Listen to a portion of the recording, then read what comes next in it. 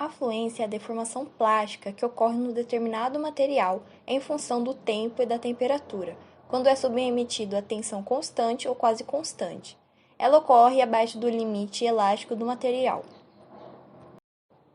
A fluência ocorre devido à movimentação de falhas, que sempre existem na estrutura cristalina dos metais.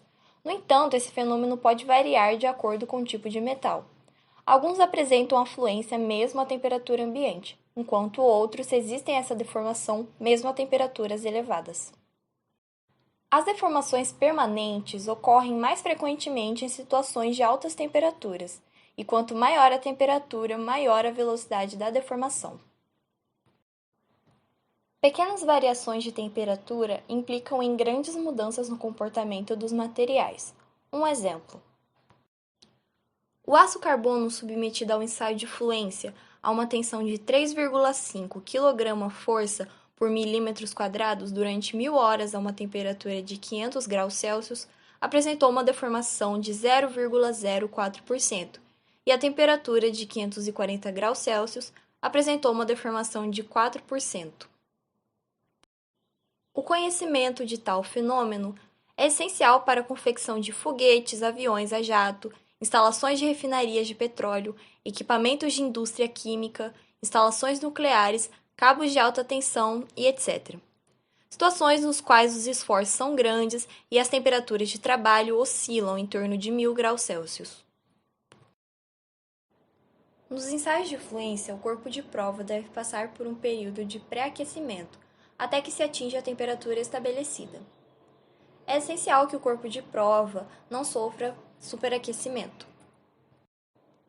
A prática comum é aquecer primeiro o corpo de prova até 10 graus abaixo da temperatura do ensaio, por um período de 1 a 4 horas, a fim de tornar a estrutura cristalina homogênea. A partir disso, elevar a temperatura do corpo de prova à temperatura do ensaio. Os ensaios de fluência são muito longos, podendo durar de 1 mês até pouco mais de 1 ano. Por isso, seu uso se restringe a atividades de pesquisa e desenvolvimento de novos materiais ou ligas metálicas. Bom, a norma técnica para a realização do ensaio de fluência é a ASTM E139. A ASTM E139 é classificada em 3 grandes grupos de ensaio: o ensaio de fluência propriamente dito, o ensaio de ruptura por fluência e o ensaio de relaxação. Ensaio de fluência propriamente dito consiste em aplicar uma determinada carga constante em um corpo de prova a uma dada temperatura também constante e avaliar a deformação que ocorre durante a realização do ensaio. Para obter resultados significativos, é necessário realizar diversos ensaios no material, com diferentes cargas e temperaturas. O ensaio tem como objetivo determinar as tensões necessárias para produzir deformação mínima no material, possibilitando calcular sua vida útil e máxima condição de uso. Ensaio de ruptura por fluência. Este ensaio é semelhante ao anterior, só que nesse caso, os corpos de prova são sempre levados até a ruptura. Para isso, utilizam-se cargas maiores, assim obtendo maiores velocidades de fluência. A deformação atingida pelos corpos de prova nesse ensaio é bem maior que nos ensaios de fluência, onde a deformação pode atingir 1%. Já nos ensaios de ruptura por fluência pode atingir 50%.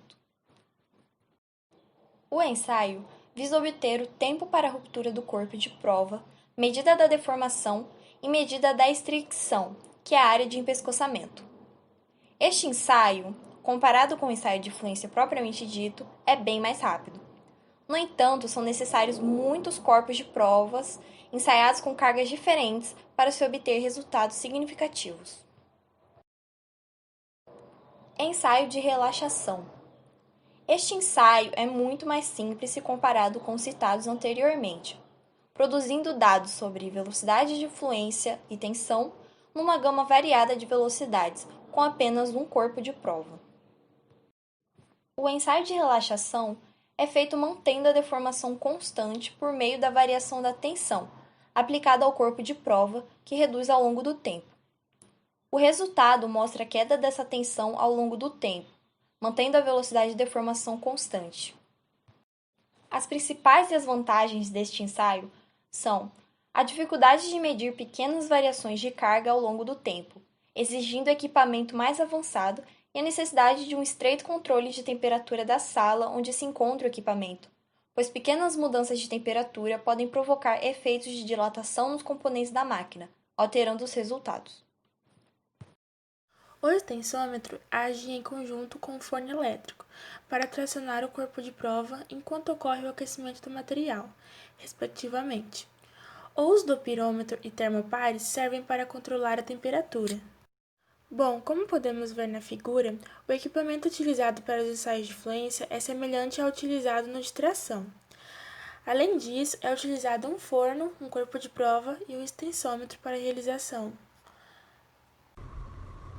Aplicação do ensaio de fluência. Caldeiras, turbinas a vapor e destilarias são operadas a 500 graus Celsius. Turbinas a gás a 800 graus Celsius. Motores, turbinas e gás mais potentes são operados a 1000 graus Celsius. Foguetes e mísseis são operados a mais de 1000 graus Celsius. Nós achamos muito importante o ensaio de fluência, pois ele auxilia em várias tecnologias importantes para o nosso mundo atual. Pois os materiais são às vezes colocados a elevadas temperaturas e expostos a tensões mecânicas estáticas, por exemplo, rotores de turbinas em engenhos e jatos e geradores de vapor de água que experimentam tensões centrífugas e linhas de vapor de água de alta pressão. Estes fatores muitas vezes limitam o tempo de vida de um determinado componente ou estrutura.